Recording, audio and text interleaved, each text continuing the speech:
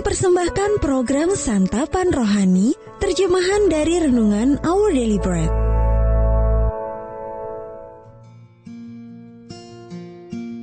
Sahabat ODB, pembacaan Alkitab hari ini terambil dari Efesus pasal yang ketiga, ayat yang ke-14 sampai dengan ayat yang ke-21. Efesus pasal yang ketiga, ayat yang ke-14 sampai dengan ayat yang ke-21. Doa Paulus. Itulah sebabnya aku sujud kepada Bapa, yang daripadanya semua turunan yang di dalam sorga dan di atas bumi menerima namanya. Aku berdoa supaya Ia, menurut kekayaan kemuliaannya, menguatkan dan meneguhkan kamu oleh Roh-Nya di dalam batinmu, sehingga oleh imanmu Kristus diam di dalam hatimu, dan kamu berakar serta berdasar di dalam kasih.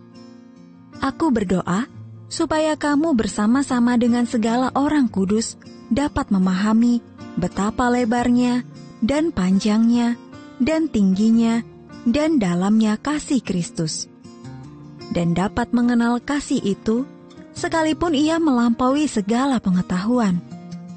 Aku berdoa supaya kamu dipenuhi di dalam seluruh kepenuhan Allah.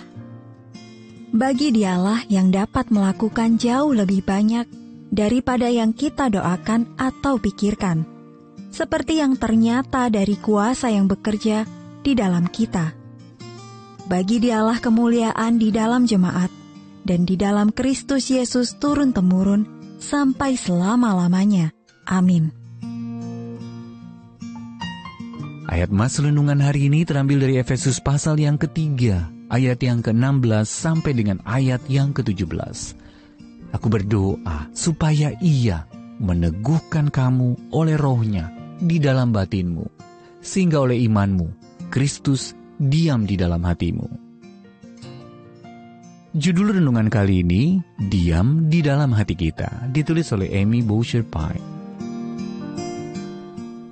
Sahabat ODB, terkadang perkataan anak kecil dapat mengagetkan kita dan membawa kita kepada pengertian yang lebih mendalam tentang kebenaran Allah. Suatu malam ketika anak perempuan saya masih kecil, saya menceritakan salah satu rahasia besar dari iman Kristen, bahwa Allah melalui Anak dan Roh Kudus-Nya tinggal di dalam diri anak-anaknya. Ketika saya menidurkannya, saya berkata bahwa Yesus hadir bersamanya dan di dalam dirinya. Jadi Dia ada di dalam perutku? Tanya anak saya. Kamu tidak menelannya sih, jawab saya. Tapi Dia benar-benar berada di dalam dirimu. Pemahaman anak saya bahwa Tuhan Yesus ada dalam perutnya membuat saya terdiam sejenak dan merenungkan bagaimana ketika saya meminta Yesus menjadi juru selamat saya. Dia datang dan berdiam di dalam diri saya. Rasul Paulus menyebutkan tentang rahasia ini ketika ia berdoa agar Roh Kudus memberikan kekuatan kepada jemaat di Efesus, supaya oleh iman mereka, Kristus diam di dalam hati mereka. Efesus pasal yang ketiga ayat yang ke-17.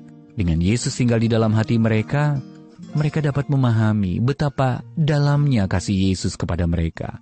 Dengan didorong oleh kasih tersebut, mereka akan bertambah dewasa dalam iman dan mengasihi sesama dengan rendah hati, lemah lembut, dan sabar, sambil saling menyatakan hal-hal yang benar di dalam kasih. Berdiamnya Yesus Kristus di dalam hati para pengikutnya berarti bahwa kasih-Nya tidak pernah meninggalkan siapapun yang menerima Dia dalam hidupnya. Kasih-Nya yang melampaui segala pengetahuan membuat kita berakar dalam Dia dan memampukan kita mengerti betapa dalam kasih-Nya. Sebuah lirik pujian anak-anak mengungkapkannya dengan tepat.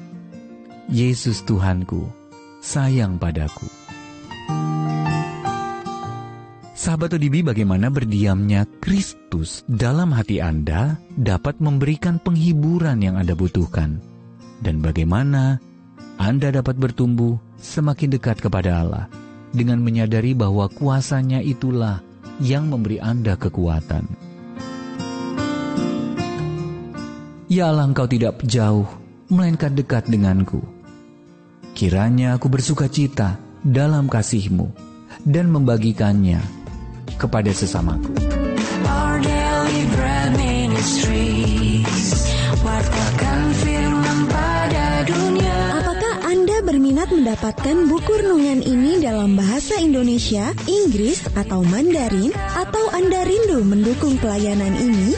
Hubungi Our Daily Bread Ministries di 021 2902 8950, WhatsApp 0878 7878 9978, email indonesia@odb.org. Tuhan Yesus memberkati. Let God's word spread to the nation.